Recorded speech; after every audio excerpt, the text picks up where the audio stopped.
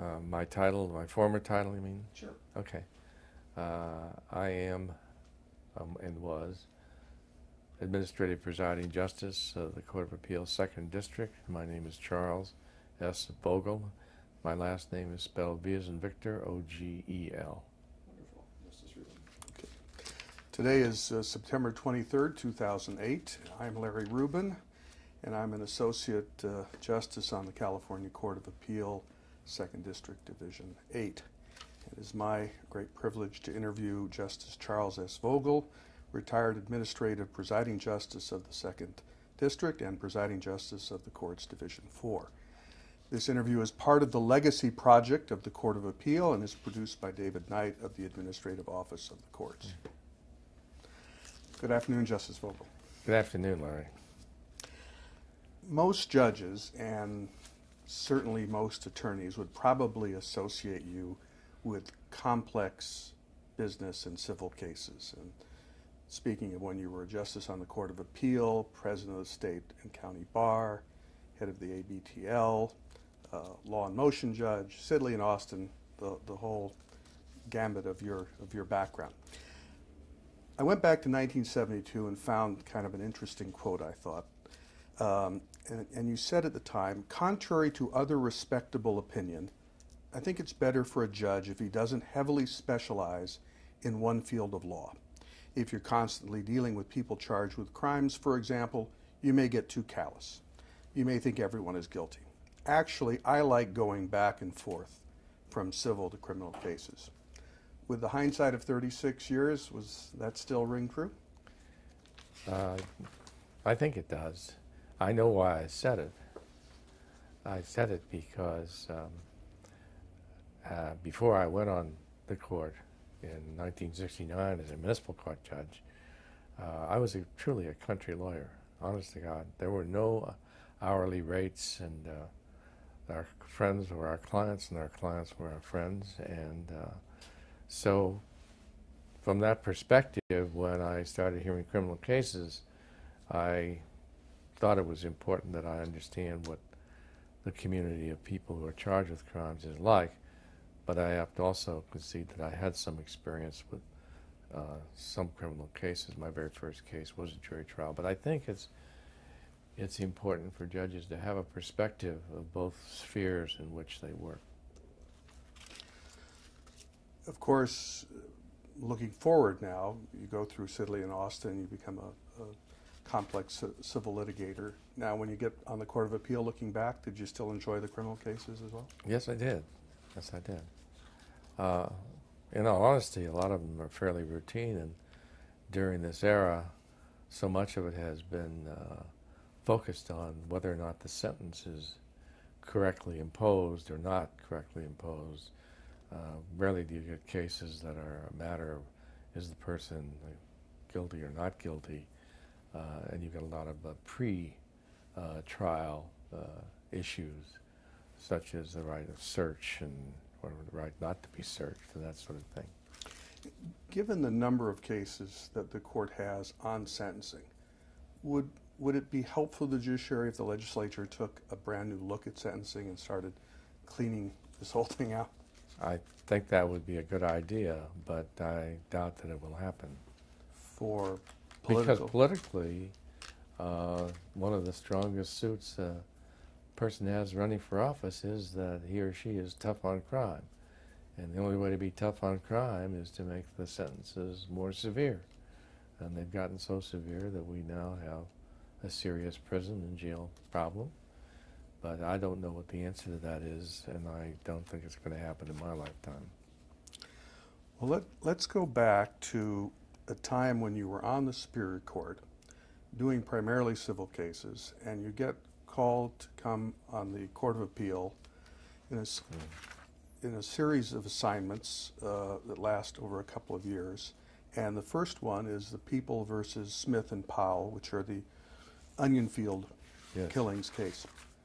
Tell us a little bit about how it came to be that you got that assignment. Sure. It was really fortuitous in the sense that I didn't seek it, and I didn't even know about the case. I was on the 8th floor doing law and motion work at that time, and became acquainted with Judge Cole. And he and I had breakfast together almost every morning, and he'd done a number of assignments at the Court of Appeal, and he recommended to Otto Kaus, who was the presiding judge of Division 5, that I be assigned to do that case. The case was very large in the sense that it had an enormous record, and it was determined by the members of Division 5 that someone should be assigned to do just that case, and that's what happened. So tell us in real time what you did every day. Okay, you mean while I was on assignment? Yes. Yeah, well, every day I drove from Claremont to the State Building, which no longer exists, but which was where the Court of Appeal existed. I think that was First and Spring. Right. And I showed up to Division 5, and I was warmly greeted by the members of that division, Kaus, Hastings, and I think Ashby was assigned after I was there, but he was on the court then. Clark And, Stevens, was he there? Clark Stevens, that's right. Clark Stevens was there, and a very gracious man. In any event, I was primarily working with Otto and Jim, and so I was given a windowless room, and it seemed windowless anyway, and I went to work and started to read the record and draft the opinion in segments, because the real focus of that case was it was a challenge to the jury venire, and the contention was that jurors were not selected at random as the proponents thought they should be, and so that was really the nub of the case. It really wasn't very much about whether or not Smith or Powell were guilty. There's plenty of evidence to prove that they were. This was the case where they took police officers and essentially executed them in an onion field, well, right? Gregory Powell and Jimmy Smith were really small-time crooks. Maybe they did some holdups, but basically they were street criminals. And for some reason or other, they got together and they went out one night and they spotted a police car. I thought it was highway patrol, actually, but I'm not sure. And they were pulled over, and they were armed, and they took the officers prisoner and left the highway patrol car or police car at the curb where it was oddly parked, and then they started driving up towards Bakersfield. They marched them out into a field, an onion field, obviously, and killed one, and the other one got away and hid, found his way back to a farmhouse, and contacted the police, and then the search was on, and they were ultimately captured and then prosecuted. They were convicted and they were sentenced to death, but I think that was overturned by the California Supreme Court, so that they would be serving life sentences. Tell me a little bit about what, if any, support staff you had as a I didn't pro have tem. any. I didn't have any. I didn't have any, but I have to tell you that I would give segments of the opinion to Otto, and he would always have comments and edits, and I worked with him very closely just because he was interested in the case, and I think he was sort of acting as my good shepherd, and I learned a lot from him. So to say I did it by myself would be wrong. There is a good part of that you will see if you read the case, a turn of phrase here and there that is purely Otto Kaus. No research attorney help, nothing like we have now in the Court of Appeal. No. And as a matter of fact, at that time at the Court of Appeal, each justice only had one research attorney. Compared to the three we now Correct. have. What was Justice Kaus like generally? I mean, you had a chance to work with him. Sadly, he was not available. He was one of the nicest people to be around. He had a great sense of humor. Of course, his Austrian accent was evident, and it made everything he said sound funny. He had phrases that were quaint, and it was, if you were going on too much, he said, it's like dancing on the body. Dancing on the body. You shouldn't be dancing on the body. And he just was a genius in many ways. He would walk around you would see him doing research. At that time, you could smoke in the courthouse, and he smoked a lot. And he'd be in the library working, and he would then go back to his chambers. He'd call his secretary in, and he would dictate his opinion right off the top of his head. And it was beautiful to hear and watch. He remembered what he had read in the library. He knew exactly. He knew the case, and he knew what law he was going to cite. And I'm sure he turned it over to his research attorney, Abby. I've forgotten her last name now. She was a Superior Court judge. Abby Sovin? Abby Sovin. Yeah. And Abby Sovin would, I'm sure, massage it some.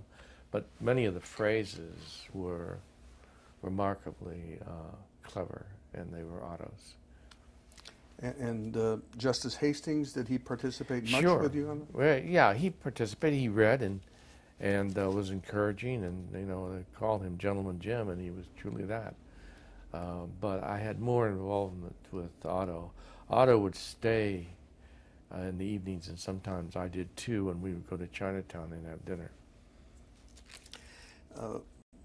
Let's briefly talk about Clark Stevens, because he passed on way before we had this project. What do you remember about him? Well, again, he was very courtly and friendly. He in some respects was a minimalist. In other words, he didn't spend a lot of time with details. He got to the cases and he wrote a very crisp opinion. And if you pulled out any of his cases, you can see, there's the facts, there's the law, there's the result. And I would be willing to guess, and I may be proven wrong, you won't find very many footnotes, especially as compared to today. Today, the footnotes are almost the opinion. Are you a footnote opponent? Not really, because I'm probably as guilty as anyone.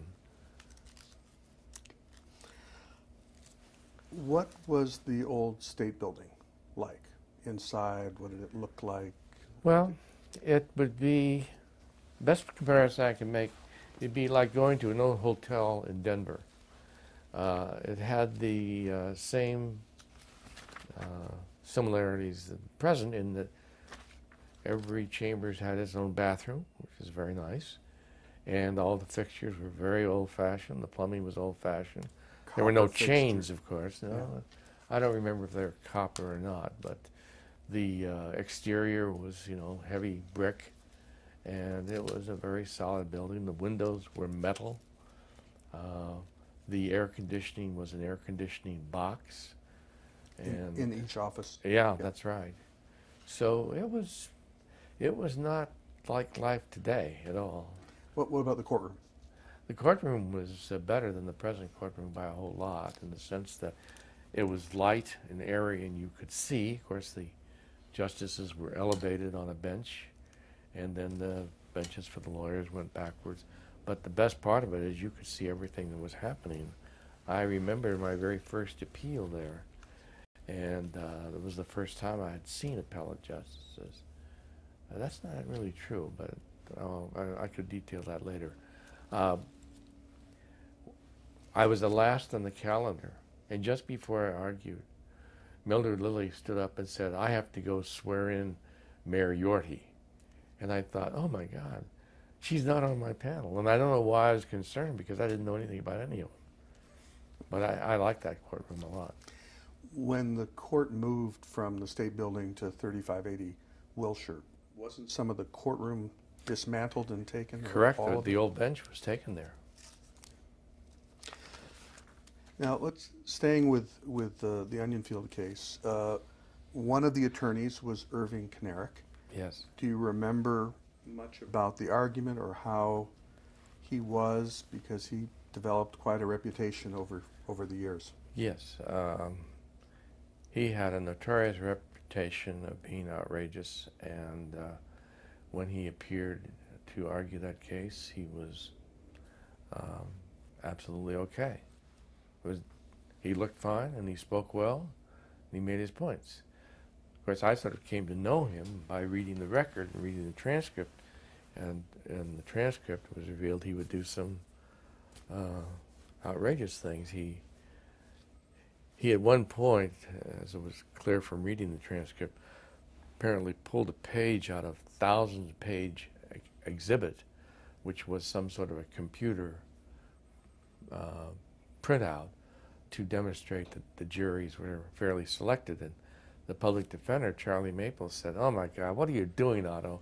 And Otto said, "I was just curious." And then this dialogue about what he had done. And of course, I didn't, I think it was in pretrial that he got into an argument with his client, Smith. I think, pretty sure Smith was his client. And Smith hit him in the mouth and knocked him across the counsel table. So, you know, in front of the jury, or there was no jury. It was pre-trial. Right. Yeah. So, yeah, it was colorful in many respects. So, what I had heard about Irving, and I won't go into that, is I didn't expect, and he was just fine. And I guess we didn't have Marsden motions back then, or reverse Marsden motions, where No. Howard Schwab argued the case for the people. He Yes. later became a Superior Court Yes. judge. What was he like arguing that case, if you recall? Howard is what you might say a scholar in the sense that he's very erudite in the field of criminal law, and he tried death penalty cases. That's what he did, and he was very good. And I thought he did a good job. Did you ever have occasion, after the case became final and you went back to Superior Court, to talk to Schwab about No. that case? No. I did later on, and at some point I think I wrote a letter for him when he applied to be on the bench. Anything else about that pro tem assignment that you remember? No, not really. I remember the case. I'll tell you what was one of the nice gestures. When the case was over, Otto and Jim had it bound in a nice book with a canvas cover and gave it to me, and a nice inscription thanking me for being on the panel and working with them, and I thought that was very generous. But I learned an awful lot of criminal law doing that case. I really did. Well, you were 42, if I calculate that correctly. I guess I was. A fairly new judge.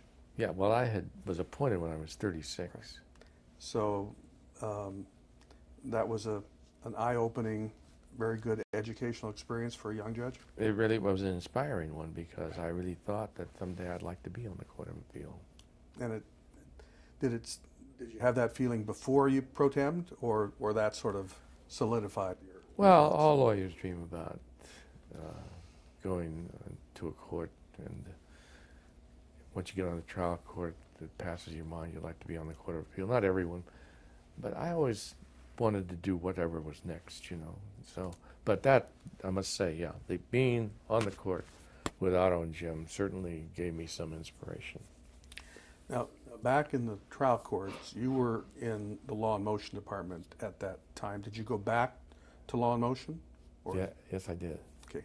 And some of the people on, well, explain a little bit about Law and Motion Departments, because we don't have Sure. those anymore. Well, in 1971, I think, or 72, I received the assignment to be in the Law and Motion Department, and that department was located on the 8th floor of Central Civil, 111 North Hill. And it had a number of judges. I think there were 5, and later there were 6. And all of the law in motion, demurs, motions to strike, motions for summary judgment, all motion activity was heard by those judges and not by the trial judges. By the time a case was ready to be tried and there were no more motions to be made, they were signed out, with some exceptions because they were specialized departments, of course. Obviously, probate, eminent domain, juvenile, Divorce. so Okay. criminal, so forth. So, but we heard every motion that could be made. So the exact opposite of the current direct Exact, calendar exactly system. right, exactly right. And- And they've included all discovery as well, which, by the way, I was admitted to the bar in 1959, the date the California Discovery Act was enacted. And before that, when I was a lawyer, we didn't have interrogatories, requests for admissions, and only depositions by agreement. So that's that. In '74, when you were in the Law and Motion Department, some of the other judges there were Dave Thomas, Sandy Lucas, Dave Eagleson, Jack Crickard, and Bob Wenke. Tell me a little bit about working with them. Okay. That was a wonderful experience, and every one of them are judges I have respected and still respect. The engine for that group was Bob Wenke. He was the supervising judge, and he had done law and motion before. And he would then, as presiding judge, also hear any really complex injunctions and that sort of thing, writs. He got us together and said, we need to have a manual for this department, a law and motion manual, a discovery manual, a class action manual, because class action matters were now coming on fairly regularly. And we need to update Dick Shower's writs and receiver manual. So he assigned each of us a task, and I drew the task of preparing a law and motion manual, which I did. Jack did the discovery manual, and Dave Thomas did the class action, which is really interesting because he was the defendant's lawyer in what's the yellow cab case? David Darr was the Darr versus Yellow Cab. yeah, and so Dave knew what class actions were about, unlike most everyone else, and I think Eagleson did the writs and receivers manual. And what was the bar's response to that eventually? They complied. Did they? Is it like most lawyers kicking and screaming, or was Well, there? the thing about it is, as you know, when you're a judge, lawyers don't complain to you very much, and in fact, their views were solicited. So we would invite them to make comments as it went together, and I think Bob did a lot of that, Bob Wenke, and there were some lawyers who were really skilled at it.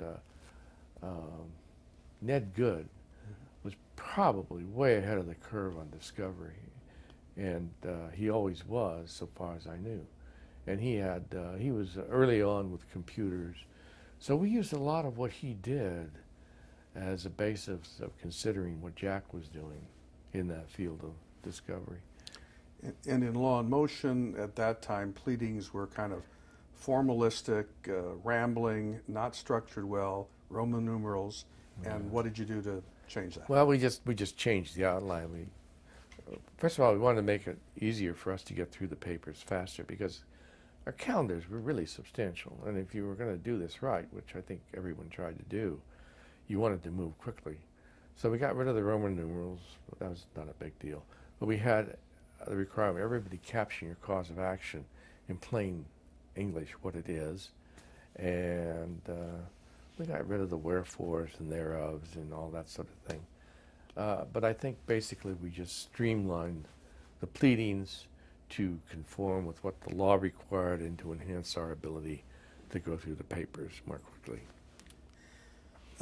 Over the next 2 years, do you remain in Law and Motion until your next pro tem assignment, or do you switch assignments? Yeah, I did.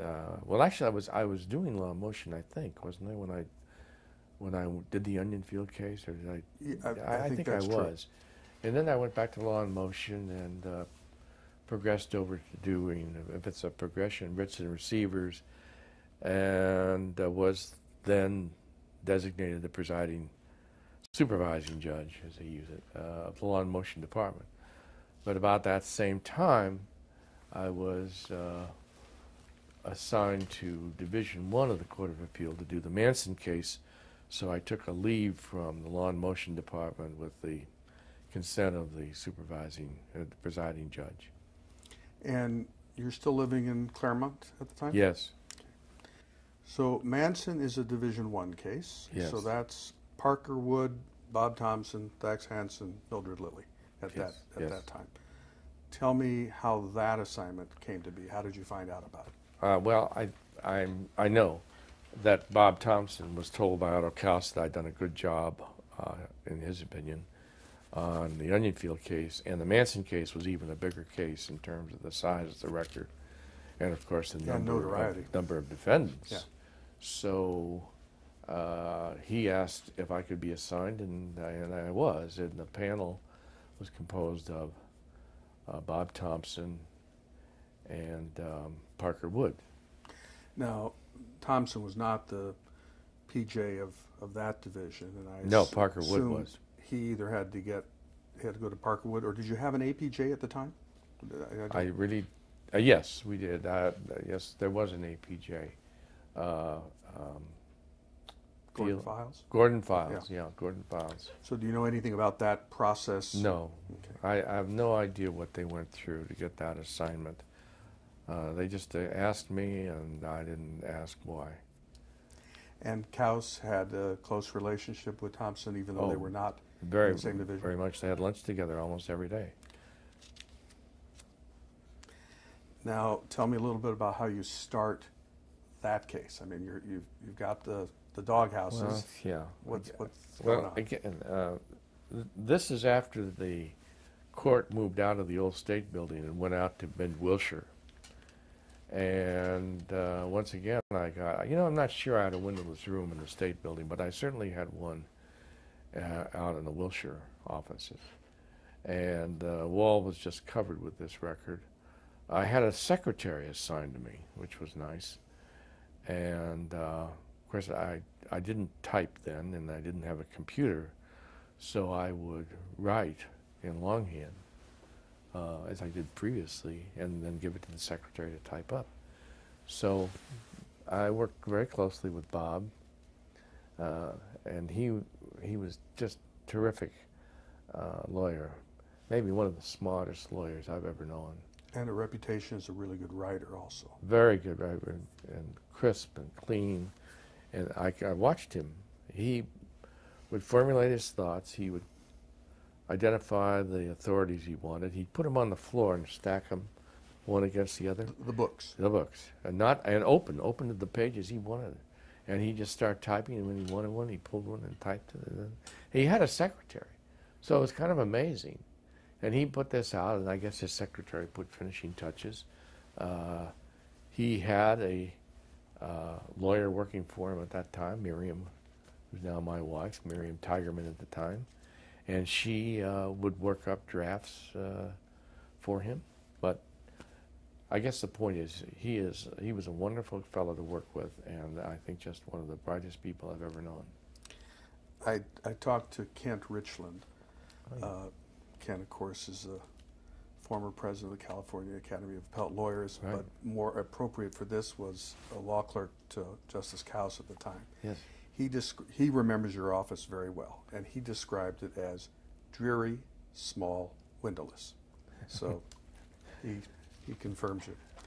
Now, I looked at the Manson opinion, and my quick count was that there were 48 different issues, and it's a 115-page majority opinion. It really is. How do you go about, if you remember, sort of organizing something that's this diverse and complex? Oh, if I remember. If you remember. Yeah. Because there were four defendants. Am I right? 4 or 5. Sounds right. I should have read it before I came here. But there were 2 murders that happened at different occasions in which not all of them were involved. Manson was at all of them. And I think Tex Watson, that name, he was there. Right. He was on all of them. Linda was not on the first one, but she was with the second. And so you start breaking it down, you have essentially 2 different crimes. And the issues ran the gamut from insanity to adequacy of the evidence with respect to whether one or the other was at one murder or at both murders or at no murder. And so you just kind of outline what the issues are, and then you kind of develop it along a timeline, which is what I think every judge does. You tell the story first, and you try and tell it sequentially. And of course, the Manson family, as such, really starts in Haight-Ashbury when he's there and involved with that drug scene and hallucinogenics, and he develops this following and then takes them out to the desert and they get organized. Well, I don't know if that answers your question, but I developed a timeline for 2 murders involving multiple defendants, and of course that would run out to 48 issues, and then of course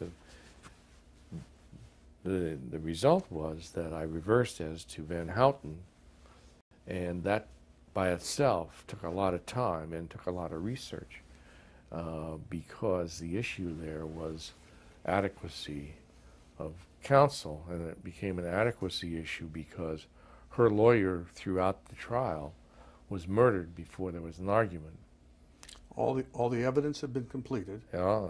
but the argument had not taken Correct. place. There was no oral argument, and in that time, Charles Hughes, I think was his name, he was found. Ron Hughes. Ron Hughes, and he was murdered. In my view, it would be impossible for anyone to make an adequate argument if they had not been present when the testimony at trial and the evidence at trial was produced. That was a view I had then, and I still have that view. And that I know that seems odd because the evidence of guilt was very, very, very strong, very strong. Parker Woods violently disagreed with me. And I say violently, which is a wrong word, because Parker Wood never said much anyway, but he stopped talking to me after that. Bob Thompson was on board, and so we put the opinion out the way it was put out, and petitioned the Supreme Court, and the petition was denied, and then Linda Van Houten was separately tried and convicted and sentenced to life imprisonment. The dissent, I guess Justice Wood concurs in dissent. He concurs in your affirmance of the conviction and dissents in that. He keeping with what you just said about it, he says in your dissent, he describes the majority as in this way: Ron Hughes's disappearance's impact on Van Houten's trial was an alleged reason for reversal. Yeah. So I guess that was sort of his way of making the harsh point. I don't know what it means. I mean, alleged, does he mean that I made it up? That sort of doesn't make sense. He didn't really write it anyway. He had a lawyer who worked for him who wrote everything. I don't quarrel with the idea that he could write or did write, but he didn't appear to me to write. He was very much there and a very impressive man, but I don't know what he meant by that. I know he was angry about it. I knew he would be angry about it. You wrote in the majority this sentence: under our system of justice, expediency is never exalted over the interests of fair trial and due process. Yeah. No particular authority for that, but it's one of those sort of important precepts of our justice system. Sounds like sort of a core value. Well, it is, and I think if I was given a chance to look at the opinion, I would find some authority for that proposition. One of the authorities would probably be the United States Constitution. That might be it. We I'm going to take a drink of water. Sure.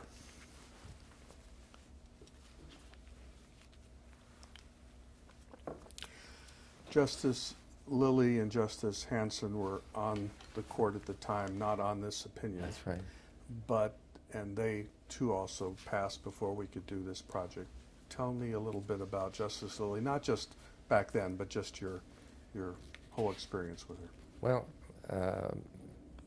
Justice Lilly was an extremely dignified, impressive woman, and she was well known not only for her ability as a jurist, but because she was a fabulous cook. You know, there's such a thing as Mildred Lilly's chocolate cake. I've had some. Okay, and she used to bring in bonbons that she had made. And she was very friendly and very warm, and she didn't give much attention or indicate any concern about the Manson case. It wasn't an issue with her. Thax, I did not know well. He was sort of a hail fellow, well meant. I believe he wasn't a general. He was pretty close to it in the Army, and I was very proud of that fact. And in so many words, he told me that this wouldn't be a long assignment, that I could dispose of it rather quickly. So, how long did it take? Well, it took a little more than a year, but I was out with pneumonia during part of that time. So I don't know exactly. And I may have had a few days to go back to the trial court. In fact, I think I did, because there was a period when others, Thompson and Parker Wood, wanted some time. So I think I went back to the court, and I'm not sure about this, but I think I may have gone back to the trial court because I couldn't just jump in and out of law and motion. Probably out in Pomona. You went to a trial division, yeah, trial department? Yeah, I think right. so. Yeah, as a matter of fact, I'm sure of that, because I know why, because I occupied a chambers that was, quote, owned, unquote, by another judge. There was a time, and during that time when I was there, judges would bid on the courtrooms. Oh, I know, it was Jerry Pack's courtroom, but he wasn't in it. In Pomona? No, excuse me, I went downtown to a trial. Okay. Yeah, and it was Jerry Pack's courtroom, and he came in to make sure that I didn't move anything that was important to him. Sort of a judicial adverse possession issue. Yeah, actually, I tell you, it was really a silly program, but the court was about 113 when I went on, because we were 13 of us went on. You could do something like that and have enough courtrooms, but they would have when somebody vacated, died, or retired, that courtroom became available, and the judges, according to seniority, could then bid. And the most senior judge without a courtroom who wanted one would take one. So that's a long story, but it's sort of an interesting little fact about the old Superior Court. And it reminds you that when you left the Court of Appeals sometime during that assignment, you went back to Jerry Pack's That's right, court. yeah, and I heard a few matters there. But you're still living in Claremont. Claremont, right. And what I was doing was, when I went to the Court of Appeal, I would drive to Pomona and catch the bus and take the bus downtown and then return by bus. So it was about a 6:30 to 6:30 drill. You finish the draft. Thompson would have their positions. Right. You now have oral argument, and Irving Kanarek is there again. Yes, sir.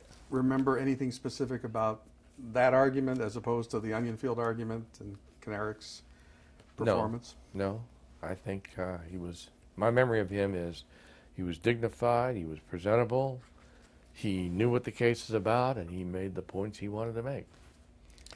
It must have been kind of an interesting argument that Maxwell Keith, who succeeded Ron Hughes in representing Van Houten, he had argued the case to the jury, but now was coming before you saying, in essence, I was not competent to make that argument because I wasn't at the trial. How did that argument come about? Actually, I don't think he made that argument. Oh. I think what happened is I raised it at oral argument, and he realized that he had an opening. But that really wasn't, I recall, that was not part of the brief, and it was not part of his argument. I had already decided this before he argued, as you know. we do here, or you do here, True, true. most of the time. So did he pick up on this? I mean, was Yeah. he? Yeah, he did. He suddenly recalled all his constitutional law classes. He was a delightful fellow. He had sort of a southern accent. He was referred to as the Ivy League hillbilly. He was a very, very charming advocate. You go back to the trial court after that's done. Let me back up for a moment. Both in the Manson assignment and the Onionfield assignment, you only work on one case for the Court of Appeal. That's right. Well, no, I had two. Instead of going back to a trial court, Otto assigned me another case to work on while they were treading water. Okay. And on that case, I was with Hastings and Ashby. Okay. And then you go back to the trial court eventually, right? Eventually, no. Eventually, I go back. I go back and see the presiding judge of the Superior Court and tell him I don't want to be sent back to the trial court in Pomona because it just is too inconvenient and too difficult to carry on this life of being a downtown judge when you live in Claremont. Right. And he said, no, you can't do that. We'll let you go for a year, and you're the presiding judge of law and motion, and you're writs and receivers, and you'll do your year here. So I was there. Okay. And it's from that position that I left the court. Within about a year of coming That's back. right. Right. Now, Charles Older was the trial judge in the Manson case. Yeah. He was a somewhat controversial figure. He was a flying tiger in the war. During your year back on the Superior Court, do you ever run into Older? Any conversations about the Van Houten reversal? Anything like that? Charlie was a man of few words. He said, I read your opinion, and I agreed with most of it. And you assumed which part he I was knew what he referring meant. Sure, I knew what he meant. Yeah, I knew what he meant. All right, let's move on from that. We talked the other day about some cases that you considered important. I just asked you an open-ended question. Yeah. Tell me a few cases that you thought were important that you worked on the Court of Appeal. And you came up with 3 cases, all of which happened to deal with lawyers. Is that all? Only 3 important cases? I only allowed you to do 3. I picked 3 cases. Okay. And I thought maybe you could talk about them. One was Trope versus Katz. I remember Yes. that. Well, Trump v. Katz, I thought was important because 1717, which now made attorneys' fees available to either side, and meaning to whoever prevails in a contract case, if there is a provision for attorneys' fees, it just doesn't run in favor of one party, it runs in favor of the party who prevails. There was an opinion by Mildred Lilly to the effect that a lawyer who appears in pro per, not using that designation, by the way, suing for a fee, is entitled to recover attorney's fees if he prevails. I thought that was wrong. It seemed to me that when a lawyer appears to recover for himself, he's entitled to recover for himself, but he's in no different position than the person he sued who's not represented by counsel. And so I concluded that the issue should be decided differently, and that lawyers do not have a right to recover attorney's fees when they appear in person and for themselves. So I wrote that case. Earl Trope was suing somebody for some fees, and I held that he's not entitled to fees. He was the prevailing party. Supreme Court took the case. Supreme Court took the case, and they affirmed, and I think that has remained the law. I thought what would happen is that, well, now lawyers, when they have a fee case, will just hire their best friend to go sue for it. But I've been disabused of that view because I've found out that lawyers who are offered those cases don't want to work for nothing, and the ones who have them don't want to pay anyone. So there you are. The second case was called State Compensation Fund versus WPS, having to do with privileged material. What was that about? That case arose in a workers' comp case, and the plaintiff's lawyer was allowed to have access to several thousand pages of documents of the board, and under a provision that it remain confidential and be returned. When the case concluded, the records were not returned, and it became pretty evident to the board that all of a sudden all of the claimants' lawyers had all of this inside information. So there was a motion to compel that they be returned. And I thought that made perfect sense. And so I decided that essentially if a lawyer is given confidential information or has access to confidential information, and it's apparent to him or her that it is privileged, that they should notify opposing counsel and offer to return the documents. And that's how that case turned out.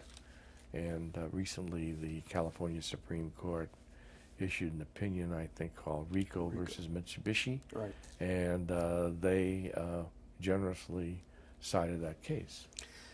They said, here we consider what action is required of an attorney who receives privileged documents through inadvertence and whether the remedy of disqualification is appropriate. We conclude that under the authority of State Compensation Insurance Fund versus WPS, an attorney in those circumstances may not read a document any more closely than is necessary to ascertain that it is privileged.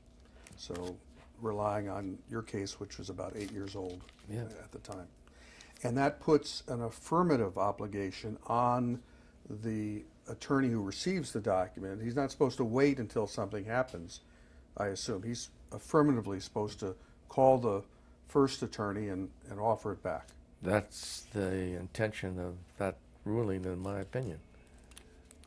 The third case you mentioned was American Airlines versus Shepard Mullen. Yes. And what was that about? Well, that was about a very good lawyer who I've known for years, who was representing McDonnell Douglas, who had a new aircraft.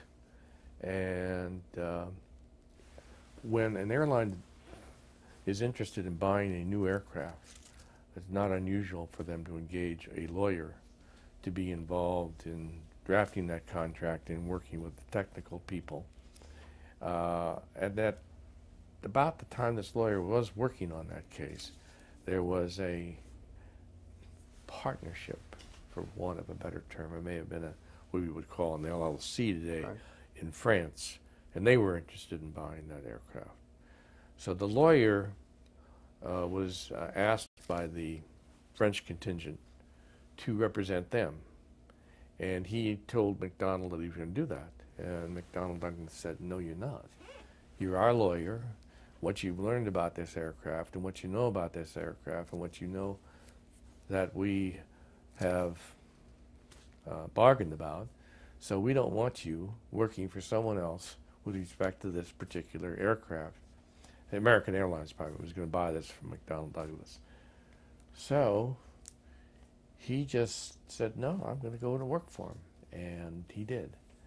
And American Airlines brought a lawsuit against him and his law firm. And I read doing the opinion, I read the deposition transcripts because it was decided on a motion for summary judgment. And I read the testimony of the general counsel of American Airlines. And she said, "We give so much work to these big law firms. They think they can do anything they want." And something to the effect, "And we're going to teach them a lesson, and the bar's not going to do it, so we're going to do it." And so she really went after tooth, hammer, and nail. And this was one of those cases that arose in the transactional context, not in the litigation context. Yeah, that's right.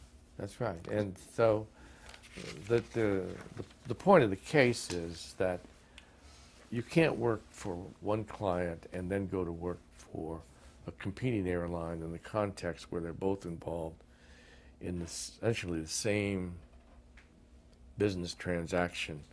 I think there's more elaboration on that in the opinion. There wasn't much money at stake. I think American Airlines got very little, but the principle was important. You mentioned those three cases as three that come to mind as important to you. Yeah. And I thought it was interesting that they all dealt with lawyers. And I'm thinking, well, here's a man who was a former president of State Bar, the county bar, big commercial practice. Do you think that those experiences affected why you picked those three? It probably did. Probably did. I was certainly aware of Katz v. Trope, and I was aware of all of them. Yeah. Dave, let's take a break. We're going. All right, let's go back in time. Now, you're sort of in the middle of your career, but I want to go back and start the early years of North Hollywood High School. Yeah. What's North Hollywood High School like in the 50s? If you saw some movies in the 1950s, you know what it's like. It's hard to describe. It was just a different era. It was unusual to have a car. I remember I didn't get a car until my senior year. Certainly that was before drugs.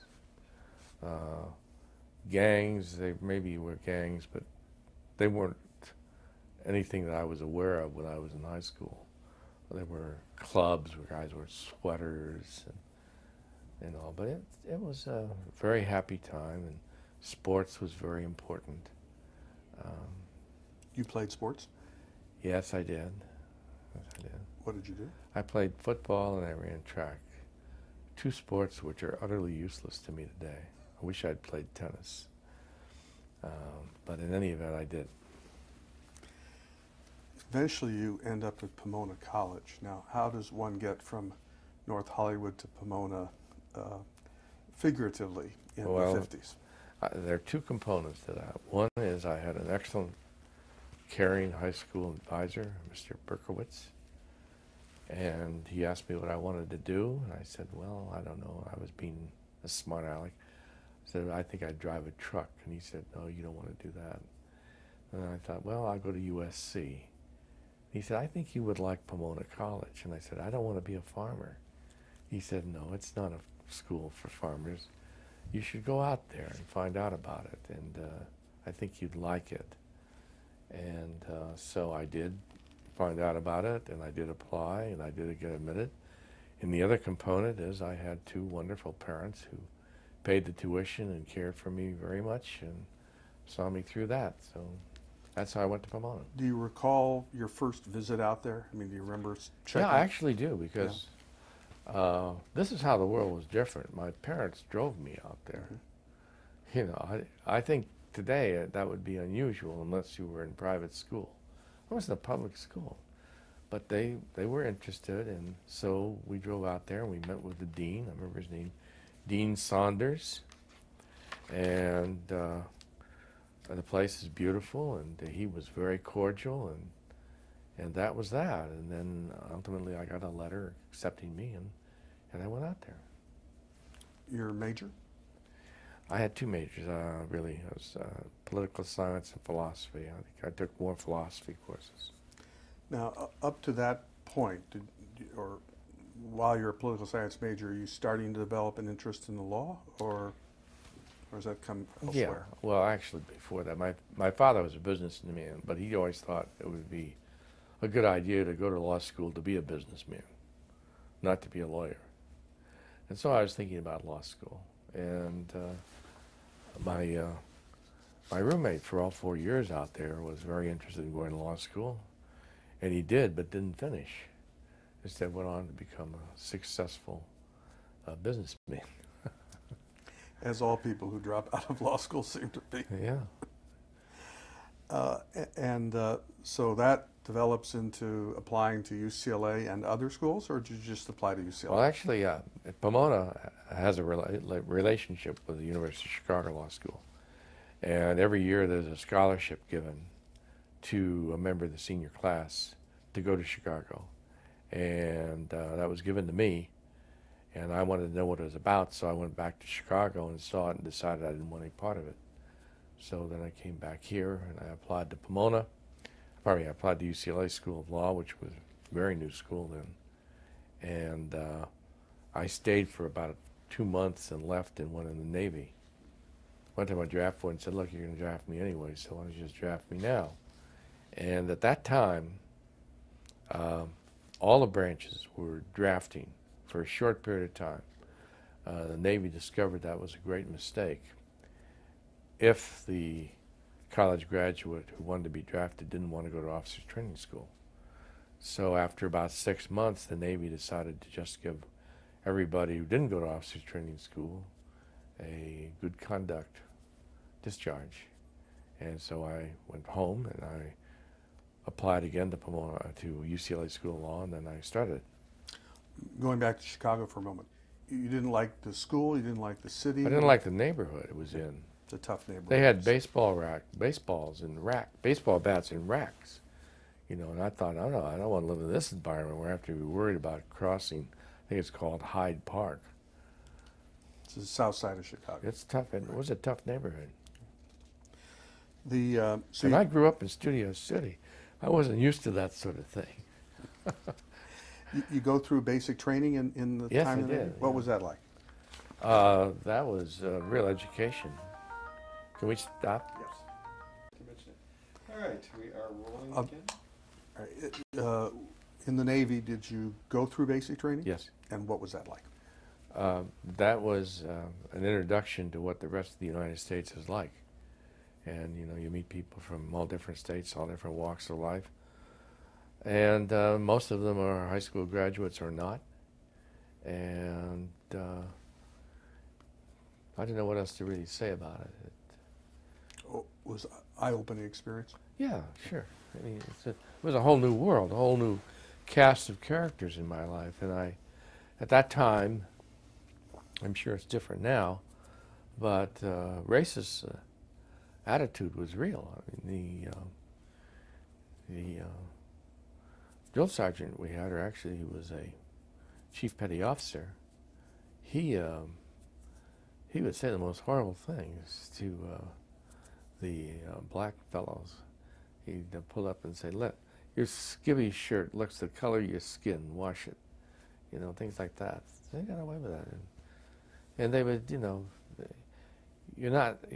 I wasn't used to people being this aggressive, but they'd get us up in the middle of the night and you'd throw all your mattresses out on the ground and scrub everything, and then march back and forth. You know, it was really ridiculous, but it was an eye opener.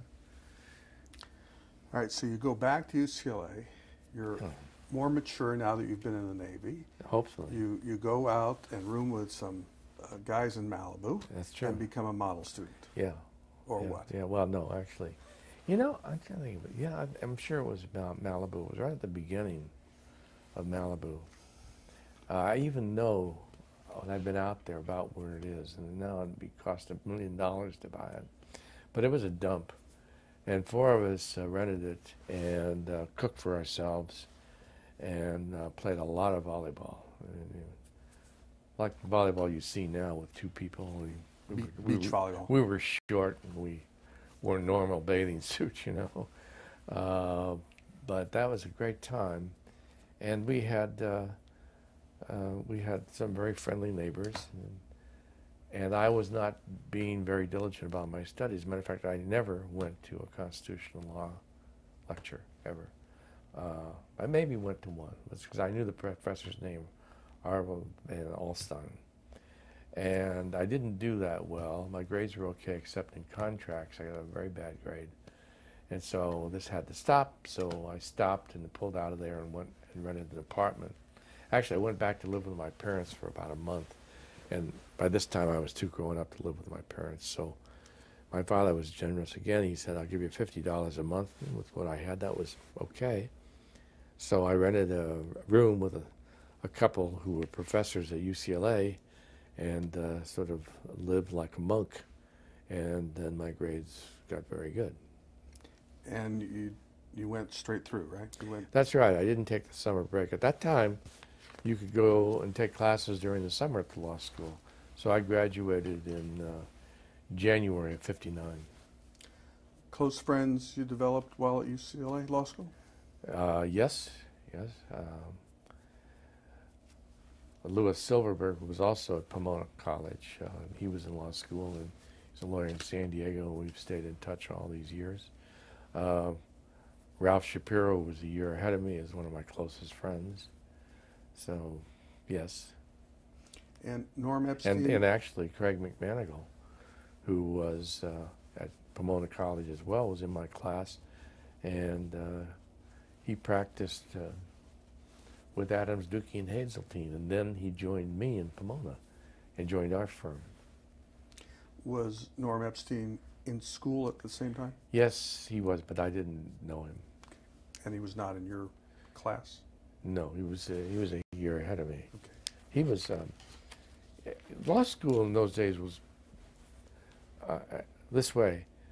Most of the people were growing up in the sense that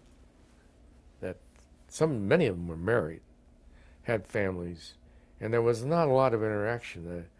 People were interested in studying, getting good grades, or getting through, or some of them even were working while they were at law school. I tried that. I worked, I think it was Jim Hutton, something like that, clothing store at night. That lasted about a month. I couldn't do it. So there was not a lot of closeness in law school. You graduate in January, Yes. and what's the job market like at 1959? Well, it's not as good for me as it was for the people in law review, but the salaries were pretty minimal no matter what. I had an offer from Lillick McHose for $400 a month. They were opening an office in Los Angeles, or had just opened one.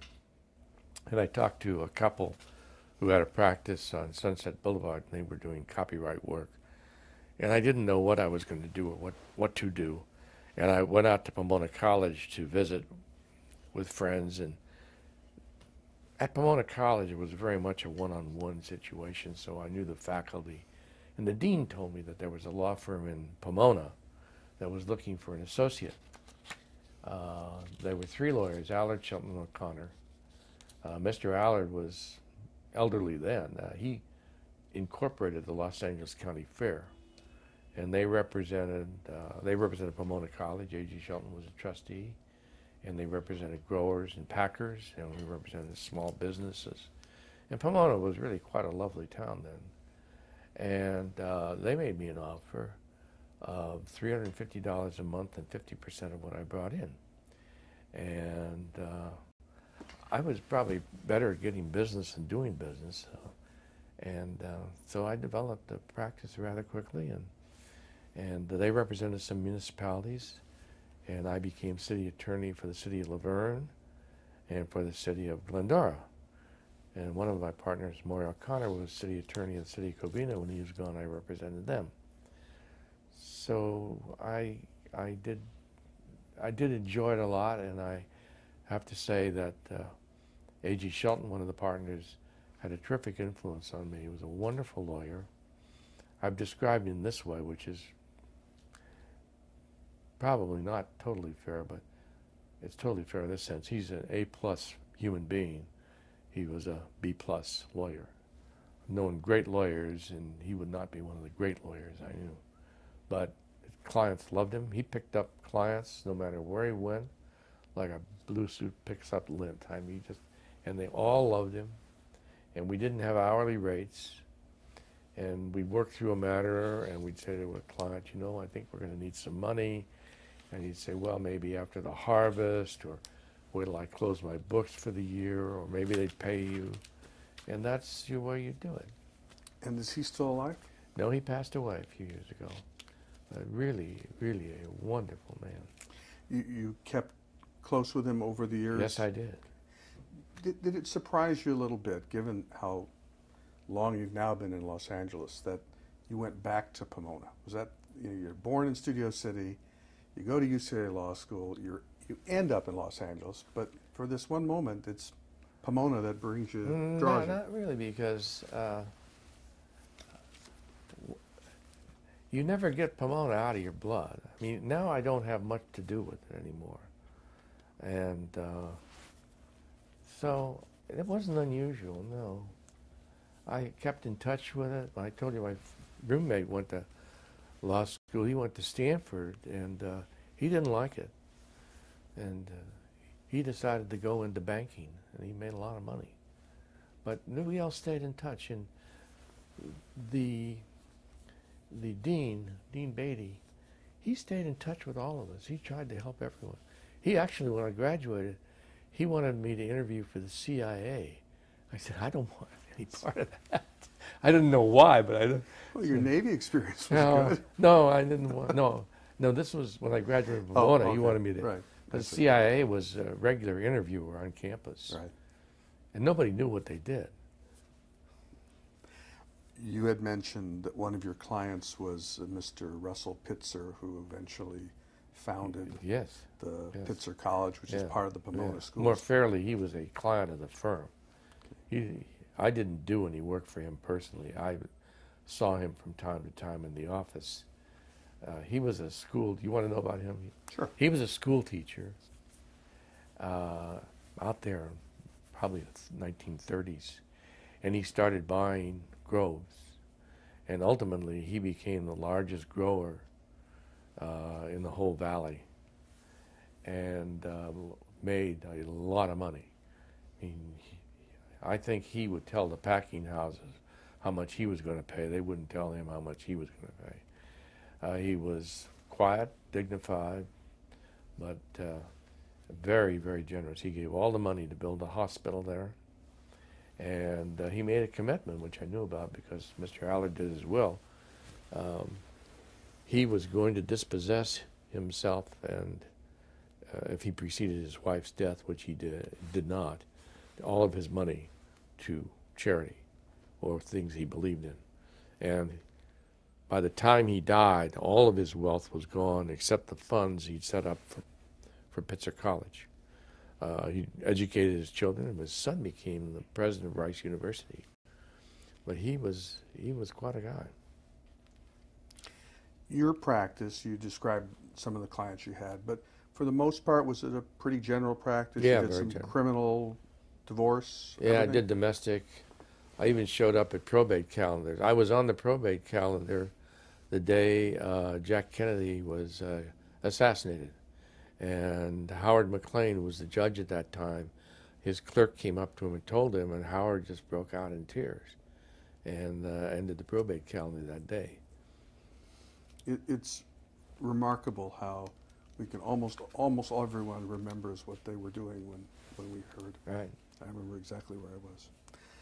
You had mentioned there's a story about you trying a municipal court case that you won, that you but the damages were not nearly as much as you thought your client was entitled to. Yes.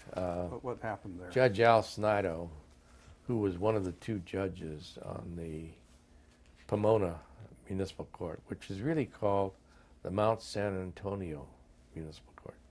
I tried a case to him for a concessionaire at the fair, and I won, but he just awarded minimal damages. And so I saw him at a bar association meeting, and I spoke to him and said something like, Judge Snido, how wonderful it was to appear in front of you and to try this case, so and so. But I was curious how you arrived at your damages. And this is what he said exactly. He said, Sonny, I took the size of my shoe and divided it by the size of my hat band and turned on his heel and walked away from me.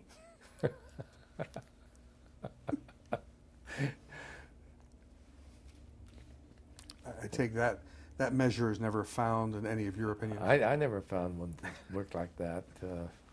Would it be so easy, huh? I became his colleague, by the way, when I went on the Pomona Municipal Court. Tell me a little bit about that. Your a young lawyer, 36, Yeah. and you're in the firm. Yeah. And how's it come to be that you get interested in becoming a judge? Well, I was in practice 9 years, and the judge of that, one of the judges of that court was Judge Brownsberger, and he was well known, as all municipal court judges were in the communities in which they served. And he had an office with Allard Shelton O'Connor. He never was a partner or practiced with them many years before I arrived. But I appeared in front of him a number of times. And one day he walks into my office and he said, "Chuck, you want to be a judge? I'm retiring and they'll appoint anyone I want." Of course, this is before Jenny. And I said, "Gee, I don't know. What does it pay?" And he said, $42,500 a year. I said, "That's exactly what I made this last year. Now, let me think about that." So I went and I spoke to A.G. Shelton. I said, "Brownie's leaving the court," and he said, "He can get me appointed. What do you think?" He said, "Chuck, the good lawyers never become judges." So I applied. Anything remarkable about the appointment process from that point on? Did you talk No, to the governor's legal judicial appointment secretary? Actually, Paul Harley, who is on the Court of Appeal in that's First District, I think he's still on. Maybe not. He was Reagan's appointment secretary. I never met him. I don't recall ever speaking to him. I had 17 jury trials. I wrote a letter to the governor. I had, I guess, important people in Pomona, including Hugh Flournoy, who was assemblyman and professor at Pomona College, write a letter for me. So in rather short order, I was appointed to that court. And you stay there how long? Well, I stayed there for almost a year, maybe a year, because I was then appointed to the Superior Court in 1970. And your first assignment on the Superior Court? Actually, let me back up. Anything interesting about the appointment process on the Superior Court? It really wasn't very much different. No, it was I think it was pretty much taken for granted. I don't know why I was so presumptuous, but I was lucky in this sense. When I was in Pomona, I could finish the prelim, the small claims, and almost anything else by noon or 2 o'clock. I went looking for work, and Judge Paracca of the Superior Court was the presiding judge, and then he was followed by Henry Shatford. And when Henry Shatford came out, he came over to see me and said, "Why don't you take a case or two from us so that you can hear them in the afternoon or when you're free?" And I said, "Sure, that'd be great." And so I really was hearing Superior Court cases for almost 6 or 8 months before I was on the Superior Court. So this, we're going to talk about this in a while, but this is sort of an early informal consolidation between the municipal and Superior Courts in Pomona in 1974, something like that? That would be about 1971. 71. When you get appointed to the Superior Court, do you stay in Pomona or you go downtown? No, I stay in Pomona. Okay. I have a courtroom that hears both criminal and civil. That's what we did. You heard both. You had no specialization. And Henry Shatford was your supervising judge at that point? Yes. Who else was out there? Well, Dave Thomas, Okay. Howard McLean, Carlos Turan, Jack, starts with an A. He was a Supreme Court Justice. Arguelles, Jack Arguelles, yeah. That's who I remember. Now, Dave Thomas, we talked about briefly because he was also with your Law and Motion group later on. Yes. Was he an important influence, a good Yes. colleague? Yes, he was. Well, they were all important. But you're mentioning him because Dave said to me at one point that I should go into the Law and Motion department, and he was applying for that, and he thought it would be a wonderful thing, and he made me think it would be a wonderful thing, so I applied. And much to my surprise, I got it. But that would be, that'd be about 1972, 73, something like that. So you're in a general trial court in Pomona. Right. And your first assignment down at the civil courthouse is law in motion. Yes. You don't go into a jury No. troop. No. And did you ever do jury trials? Yeah, I did them in Pomona. But I mean, in Los Angeles. Did you ever have I can't remember if I did on that short break when I occupied jury's courtroom or not. I really don't remember. At some point around this time you meet Norm Epstein? Is this around? Yeah, well, yes, I did. I heard from Norm when I was on the Superior Court because he phoned me, and we must have known each other because he addressed me as if we knew each other well, and he told me he was appointed to the municipal court and asked me to swear him in. And it was on a Sunday, and it was downtown, and I went and I swore him in. His family and friends were there. He was the lawyer for the regions. He was the lawyer for the California colleges. Right, California State Yeah, Universities, that's right. And that whole group where I was out there, all their presidents, and he had quite a following. So that was a delightful moment, and he's always remembered it, and so have I. Now, for a few years, you remain on the Superior Court. He's still a municipal court judge. Yeah. Do you have much involvement with him then? None. Okay. All right, so at some point, we've covered the two pro tem assignments during this Yep. 7-year period on the court. And at some point, you're starting to think about leaving. Yep. And what prompts that? Well, a number of things. One thing is this commuting is impossible. But I had it in my mind that I surely would like to be appointed to the Court of Appeal, but it would depend upon who was elected governor. And that time, Jerry Brown and Hugh Flournoy were vying for the office, and Hugh was a good friend of mine. I'd say a good friend of mine. And Was that from the time at Pomona College when he was a professor? Is that well, he wasn't my professor, but it's when I was living in Claremont, and I knew him as a All right. professor, and I knew him socially. So yes, it was from that time. And when he wasn't elected, I was pretty sure that I was toast as far as going to the Court of Appeal, as I was a Republican, and the way I've always viewed it is the governor ought to pick people on his own party, and only otherwise in exceptional circumstances. In any event, that was one of the real motivations for leaving, and also while I was the supervising judge and of the law in motion, I've been approached by lawyers to leave the bench and join law firms. And one of those was, one of the lawyers was Peter Ostroff, who was then at Nossaman, Kruger, and Marsh, as it was then known. The Marsh, by the way, was my professor in corporations at UCLA. That's Harold Marsh. Harold Marsh. Now, there is a great lawyer, a really great lawyer. He was. And so I left and joined Nossaman, Kruger, and Marsh.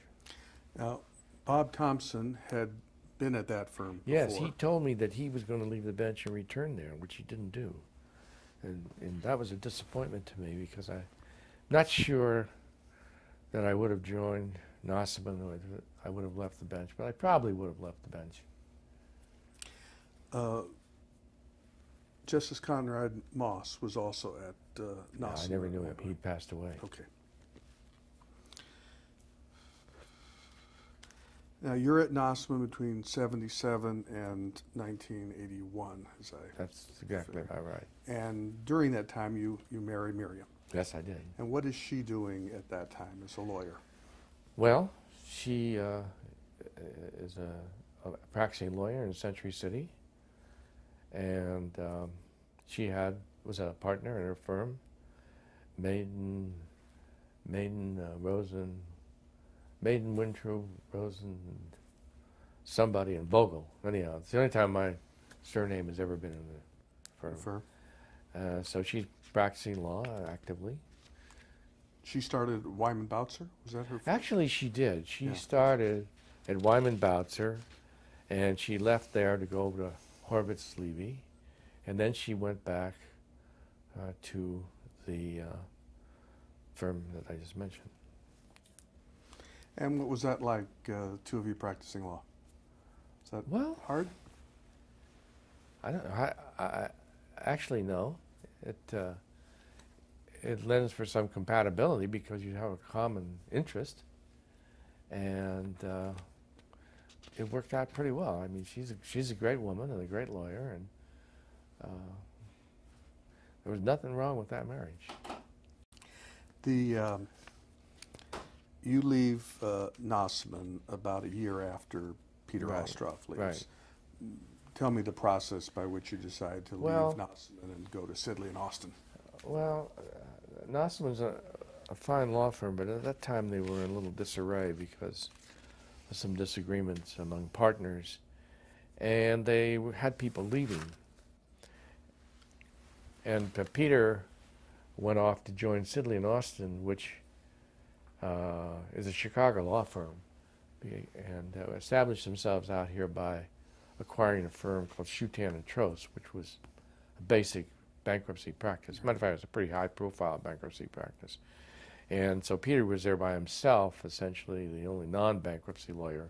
Doing and litigation. Doing litigation. And so I interviewed a number of firms. I don't think I told you this when I met with you before, but at that time, Bert Pines was in the process of looking for a firm. He had just left being city attorney. Right. And so we would have breakfast at the Pacific Dining Car a number of mornings and compare notes, and we were all interviewing. We were interviewing a lot of the same firms. And the most important thing to Bert is that they put his name in the firm. And the most important thing to me was that they paid me the most money I wanted. Well, he got his name in his firm Yeah. eventually. He went to Altschuler, Grossman, Yes, he did. Pines, right? Yes, he did. And that's about the same time, 1981 or so? That's right, that I went to Sidley and Austin. Any concerns about joining essentially a satellite operation of a major international firm that's located elsewhere? No, I didn't think so, and I still don't think so. I think it was a terrific opportunity. I was treated fairly, and I got good work. I told you one of the things that happened while I was at Nosman is I picked up a very important client. It's the largest landfill south of Santa Barbara to the Mexican border, and a lawyer I knew in Covina represented them generally, and they were having a lot of problems, environmental problems. They were really coming on the scene. So I acquired them as a client, and I told the president that I was going to leave, and the owner of the company, Ben Kazarian, and he said, well, that's okay. I said, well, you have a lot of people in Nosman who know your work now. He said, no, I'm going to go with you. Tell them to send me a bill, and I'll pay it up, and I'll pay you at Sidley and Austin. And so he stayed with me, and that gave me a pretty good lever when I went in. Now, you come in, there's you and Peter Ostroff, Right. no associates. No associates. So No how do associates. you start servicing Well- that client? Well, I tried on my own, and I couldn't do it because the EPA and the State Water Board and everybody and their brother was going after BKK, and there was a TRO, a second. So I realized that what I should do is get Miriam into this, because Miriam thinks fast, writes well, and is very, very efficient. I mean, you may know that as a colleague of hers. I do. She's extremely efficient. So I talked to the client, and they said, that's great. And I told Sidley that's what I was going to do, and they said, well, we could send somebody from Chicago. And I said, that won't work. And they said, okay, do it your way. And so Miriam and I started working together. We won 13 injunction cases for Ben Kazarian. And ultimately, she took the client away from me because he was very impressed with her. But stayed in the family. The money stayed in the family, right? Right.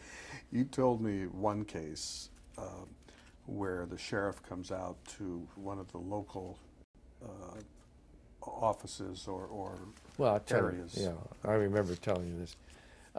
The sheriff showed up at the office at the landfill. That wasn't the office, but that was where the operations were.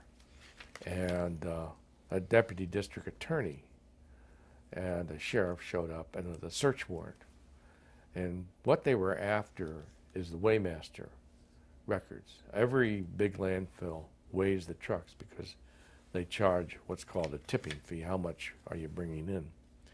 And the idea was actually spawned by the district attorney of Ventura, who realized that he could go, if he got the weighmaster records all around, all counties, he would be able to assess fines for 4 years backwards, which you're talking billions of dollars.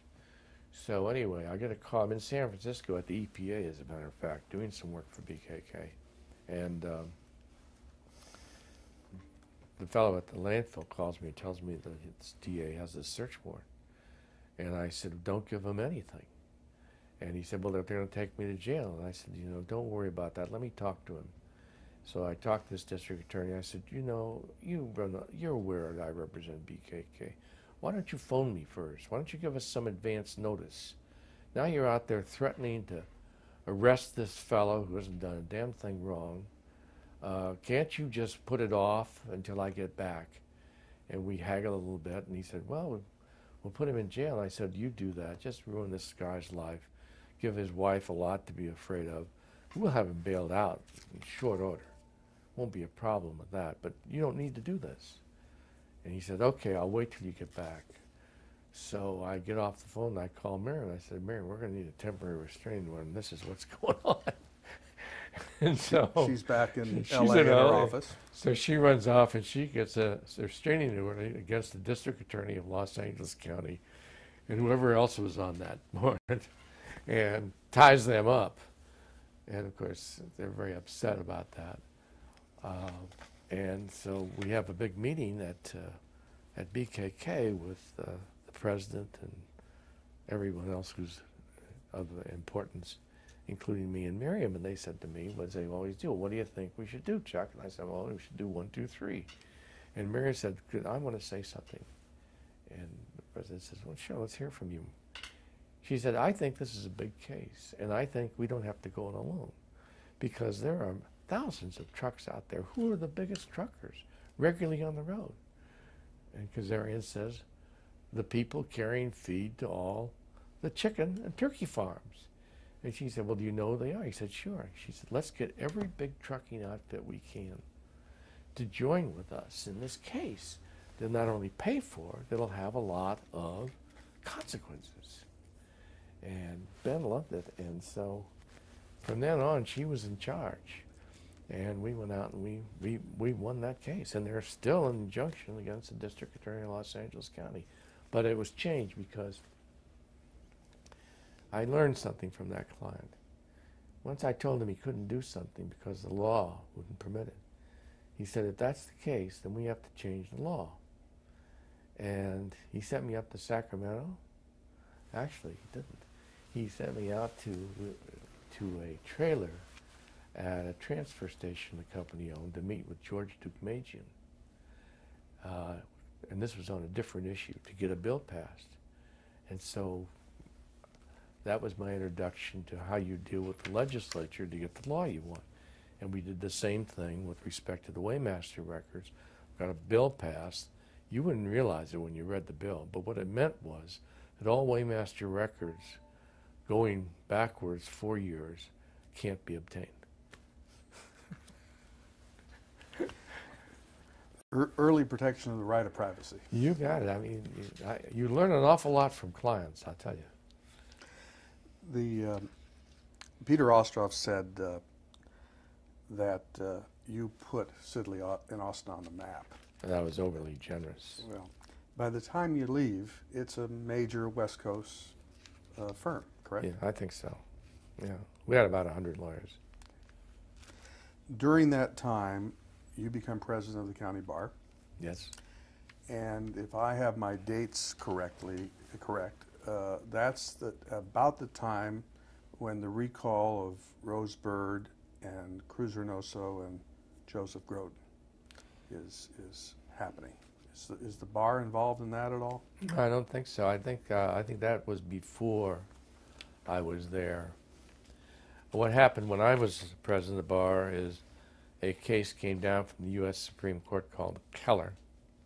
The Unified Bar case? Yeah, and so that meant that there would be restrictions on what the bar could be involved in, which, in the view of many, adversely affected the Conference of Bar Delegates' meetings and resolutions they want to pass condemning this, that, and so forth, which they did regularly with respect to Rose Bird and all of that. But so when I became president of the bar, I remember my first speech, I irritated the delegates very much because I said, Keller's come down and we're going to follow the law. So there will be some restrictions on what you're going to debate. And boy, I got an earful about that. So the year passed very quickly, and it was a great year, and it was over with. What other things do you recall from that year? Oh, what other things? Well, of course, I think we finalized MCLE that year. Oh, I know what we did. When I became president of the bar. County bar or state bar? I moved forward. Were you talking about county bar? I just wasn't sure what you were. Oh, I'm a state bar. State bar, right? When you were Yeah, talking about when the I was conference. president of the county bar, it was pretty much vanilla. There wasn't a lot for me to be involved in. We may have been involved in the Rose Bird issue, but I don't have any memory of it.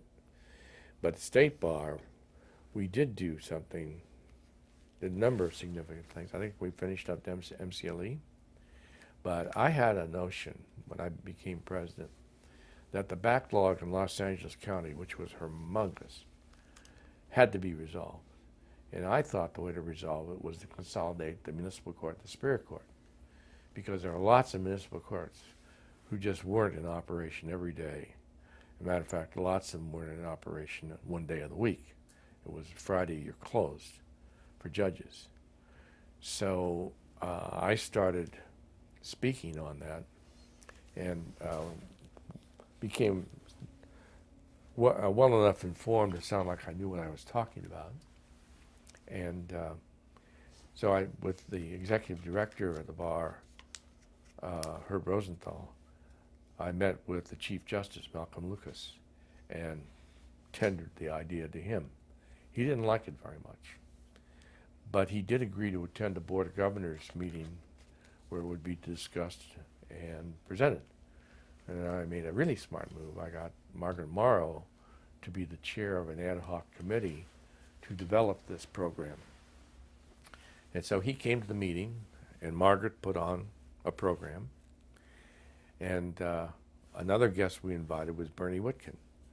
When Margaret finished, Bernie stood up immediately and said, "That's the best idea the bar ever had." At that moment, Malcolm Lucas was sold.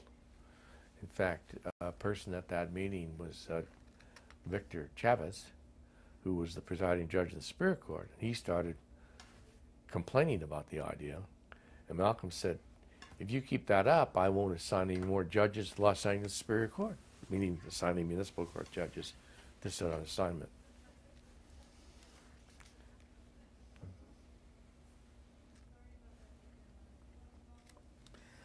Now this is in 1990. We're now 18 years down the line.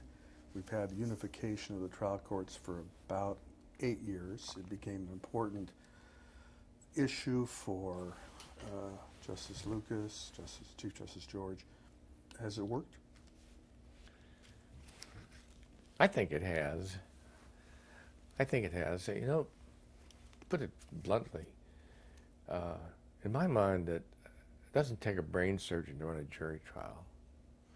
If a person is competent and has a decent work ethic, it's competent common sense, you can follow the rules. And the LA Superior Court does a great job of educating its judges. Every anybody goes to Judges College, they have a bench book, and it's not that difficult. So I think it should work. You always hear the kind of complaints that, well, so-and-so was a municipal court judge, he or she is over her head, and we shouldn't have had consolidation. I think I've heard the same thing about people who were appointed to the Superior Court, you know. So I don't put any stock in that. I think that it's pretty hard to run a court that size, but, you know, consider the Chief Justice's responsibilities for, what is it, 1,300 judges? So for somebody to be the presiding judge of about a 500 judge court, is it 400 or 500 judges? Yes. He can't possibly know how it's all functioning. So I would get myself in a lot of trouble if I were president of the bar today, because I would recommend splitting the county. But you'd have to do that over time, because the assignments are made with respect to where people live. So that would be harder, maybe not possible. But you asked me, do I think it's working? I think the proof is that it is working, yes. While you were president of the state bar, there was a man who graduated named Maxie Filer. Does the name sound familiar at all? He had passed. Oh, he took the bar 100 times. 48 times. Yeah. Do you remember that story? Yeah, I remember him. I remember that. I remember I had some contact with him. Your quote at the time was, "If he tells a client he's going to take a case all the way to the Supreme Court, I'd be inclined to believe it." Yeah, right. And ironically, his son, Kelvin Filer, is now a Superior Court judge. But you No, I don't contact know. with him? No. Okay. All right, you're still at Sidley, and Miriam is appointed to the Court of Appeal. Yes. She was appointed to the Court of Appeal the same day I was elected president of the state bar. And eventually the Met News honors you as Persons of the Year. Yes, that's right. Tell me a little bit about the process by which she got appointed. How did she get appointed? Well, you know, I'd like to say it was pure merit. I mean, she was a very good judge. She was in law and motion, and I think she was very well respected. But the fact of the matter is, she was at that time a registered Republican. She was a registered Republican when I met her, which surprised me. But my pitch to the appointment secretary initially, when she was first appointed to the Superior Court, was, you don't get many Jewish Republican women applying for the bench. This would be a good appointment for the governor. So I think that played out, and also I think that she established a terrific reputation when she was on the trial bench. So she was a natural. And that's where she wanted to be. And that's really what she was best equipped to do. And that, in part, stemmed from the time she was with Bob Thompson and learned Absolutely. under him. Absolutely. Now, you then decide to leave Sidley. Right. How does that come about? Well, again, that goes back to my old ambition to be on the Court of Appeal.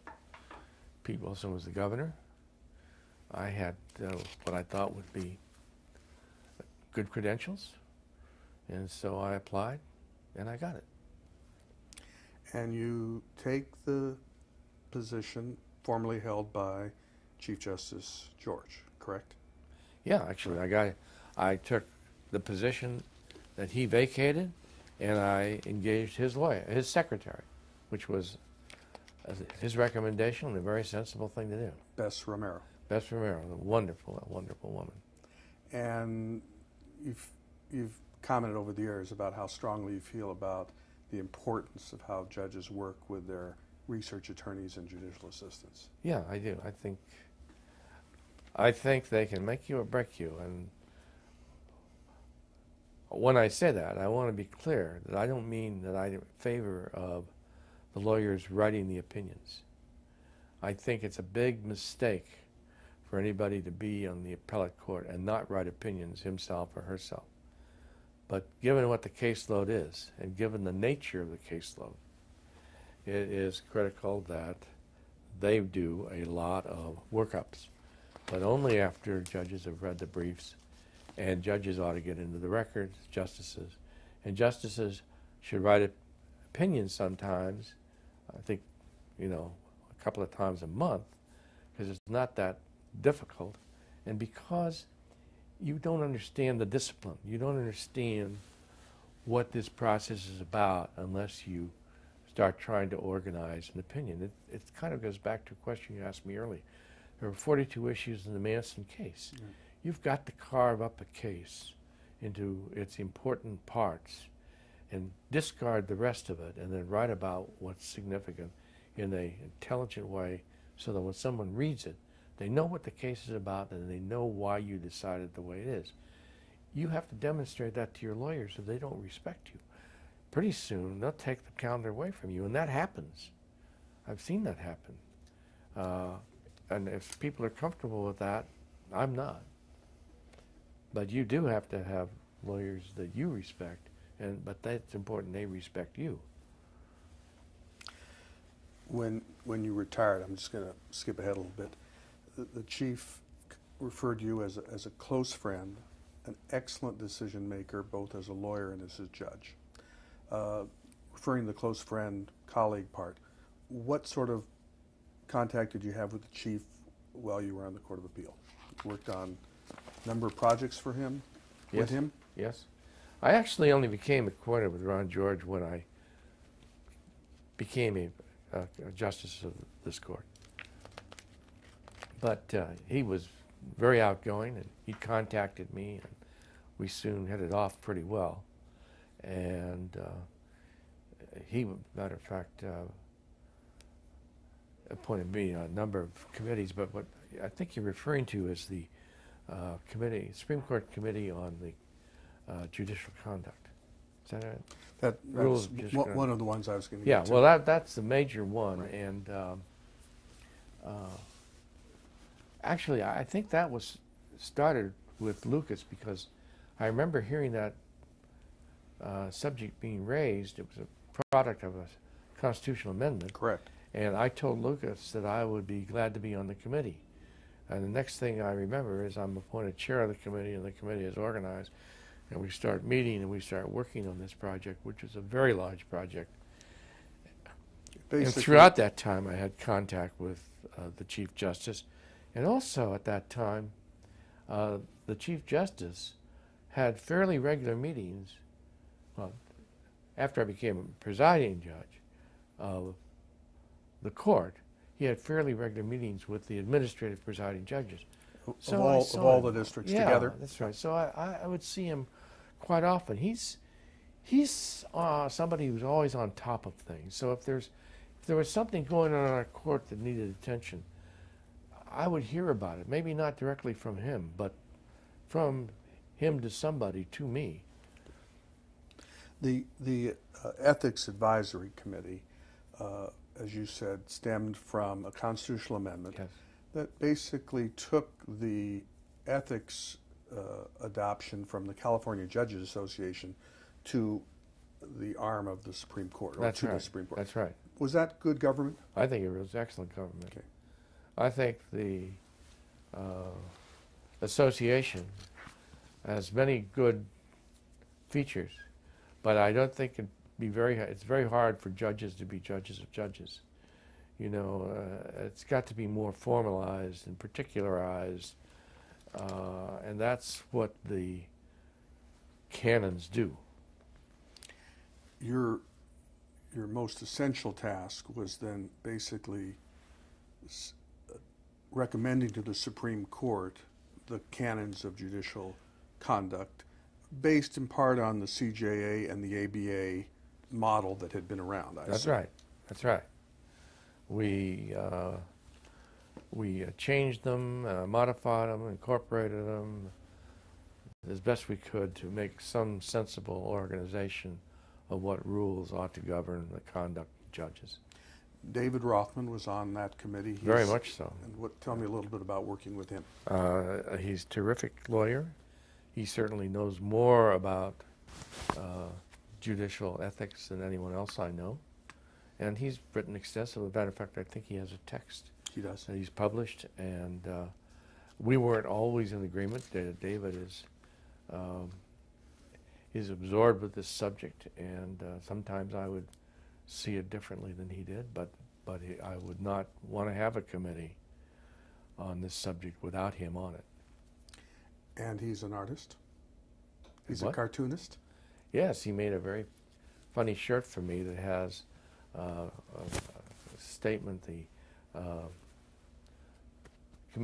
Supreme Court Committee on Code of Judicial Ethics, and there's a big can and it has lots of worms coming out of it, and each worm is named after a cannon. It's very funny. An apt description. He's he's got a great sense of humor. You're Associate Justice and then Presiding Justice in Division 4, and you have long-time relationships with Norm Epstein and Gary Hastings. So talk about them a little bit. Okay. Norman is a whole day subject by himself. He loves the law, and people say that about a lot of people. But I only really believe it with respect to Norm. He just loves the law. He loves being a lawyer. He loves being a judge. And he's very vibrant about it, and he's hands-on. There's an excellent example of someone who knows how to run his staff. He has the unique practice of having an annual. He has 2 regular lawyers who work for him, and then he hires a graduate of UCLA Law School who's recommended to him by the faculty. And he organizes that person when he or she gets there, tells them how to write an opinion and what's expected, and gives them the work, and then pretty much shepherds them through. But I've seen Norm turn around and rough out an opinion, and then of course it'd be cleaned up by Laura Charlotte, his regular lawyers. But he really cares about it, and if there's an issue in your case or his case, he's always ready and willing to talk about it, and he can come on pretty strong. Any dissents that he wrote, your opinions, or vice versa, that come to mind, or was that a rare occurrence? No, that we had disagreements. I think I've dissented in the cases, and I think he's dissented in cases. Dissents were not a regular thing in Division 4, but I remember one time, one case that I wrote, he came into my chambers to talk to me about it, to tell me why I was wrong. And I told him I wasn't wrong, and I'm going to stick with my view. And he did that several times. And then we had the practice in Division 4 of conferencing before a calendar. So we're having a conference, and my case comes up. And he starts talking, and I'm shaking my head like this. And he said, "Don't do it." And I said some expletive and get off of it. And so we ended the calendar, and I went back to my chambers, and I felt very badly about it. I've got to go in and apologize to him. There's a knock on my door, and come in, it's Norman. He says, "I want to apologize to you." I mean, that's pure Norman. Huh? He's such a decent man. So I will always admire him and like him very much. And Gary Hastings? Gary Hastings was a dream colleague. He is an experienced trial lawyer. He really understands what a trial is about. He teaches advocacy at the Institute for Practice, Litigation Practice. It's well known. And so when he talks about a case, he understands what happened. And he writes very carefully and very tight opinions. And you can always talk to him about the cases, and he will enlighten you. I loved him, and he worked. I mean, he really when dependency came to the court right early on, he went and took the very first course that was given on it, and then he started writing all of his own dependency opinions. And at one point, he knew more about dependency law than anybody I knew. He's a great fellow. I see him socially still. In the Legacy Project, we asked Gary to interview his father, and that was really That should have been great. quite something. Yes. So, And I didn't say about Dan Curry, who was a wonderful colleague.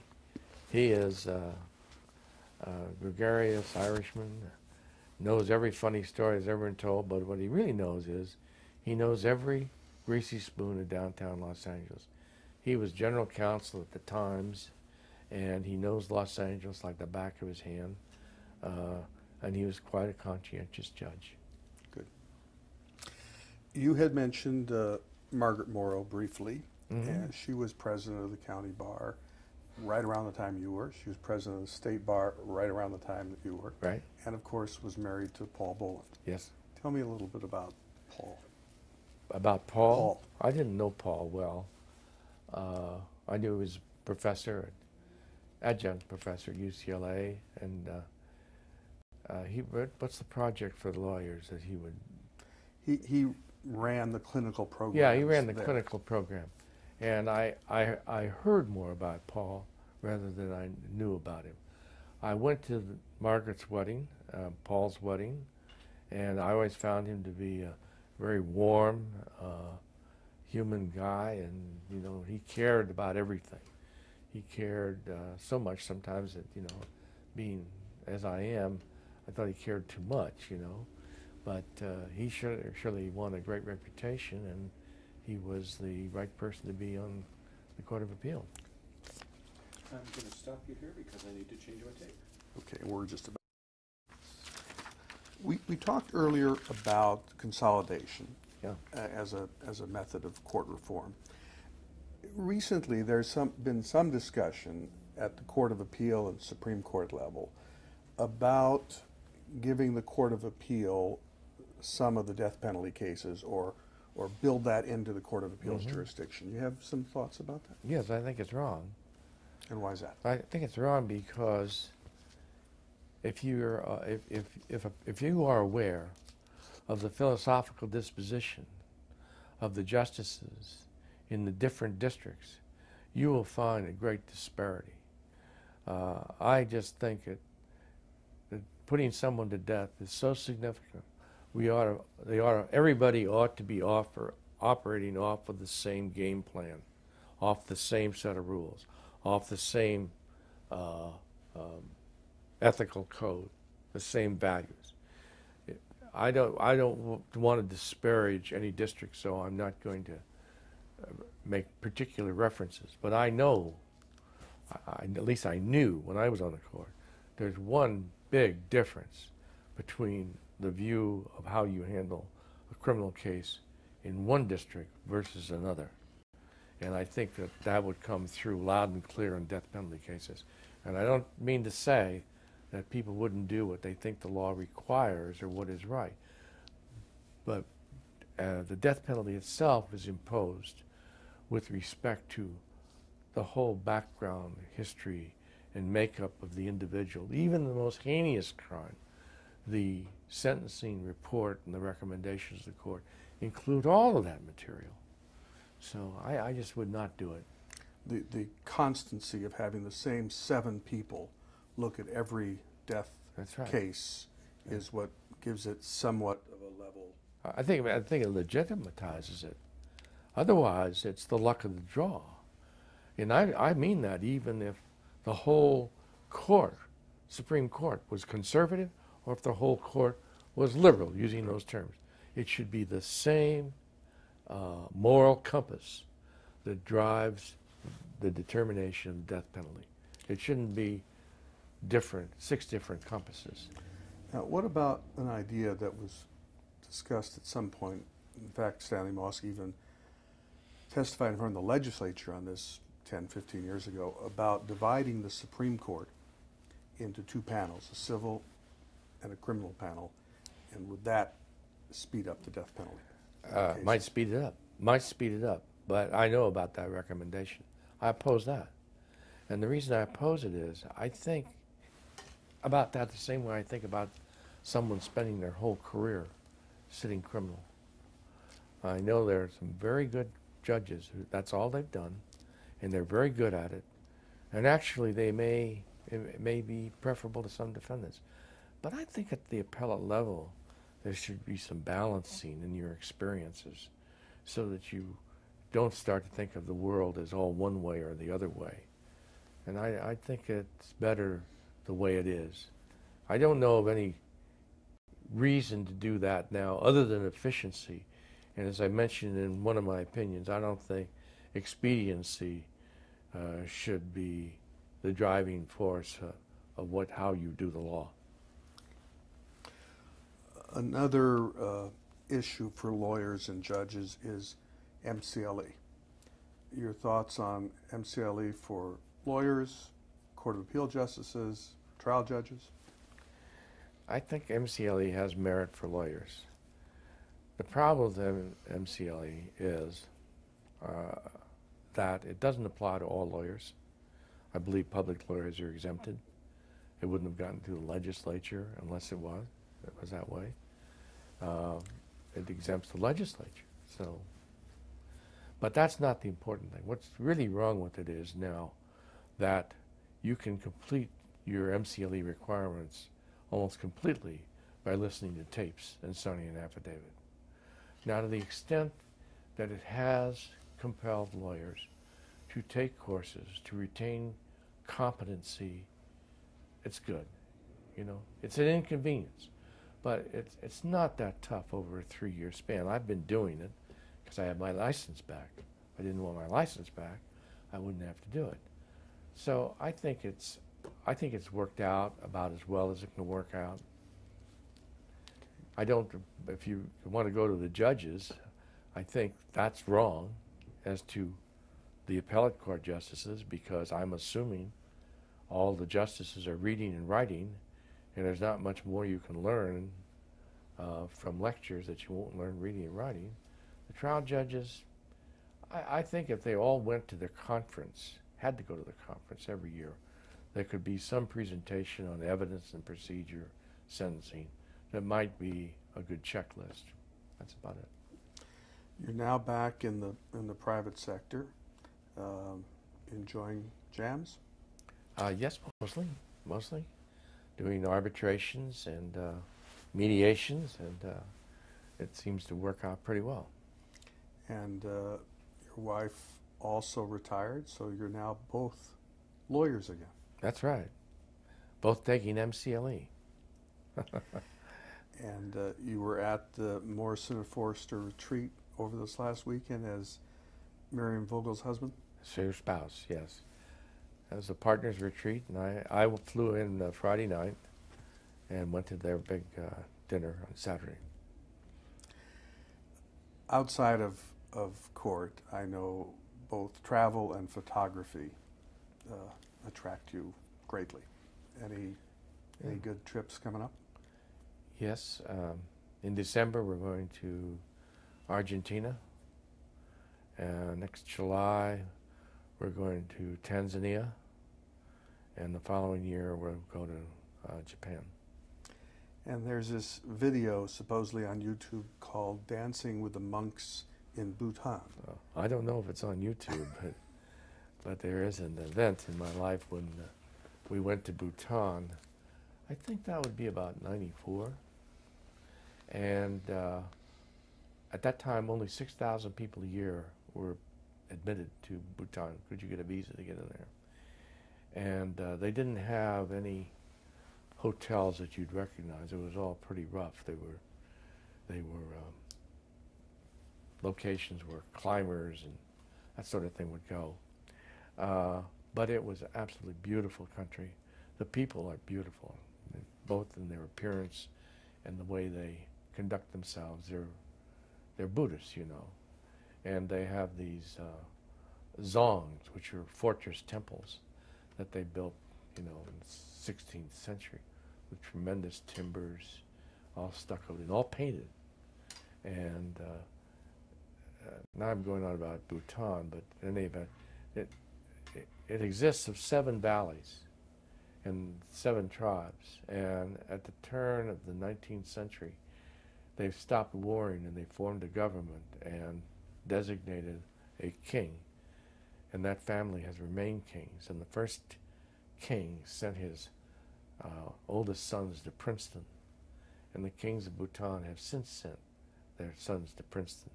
We went to a reception at a nice home, just kind of jumped out of the ground, and there were journalists, there was a Wall Street banker, there were lawyers from the United States and Europe who were Bhutanese, who would come home for the event.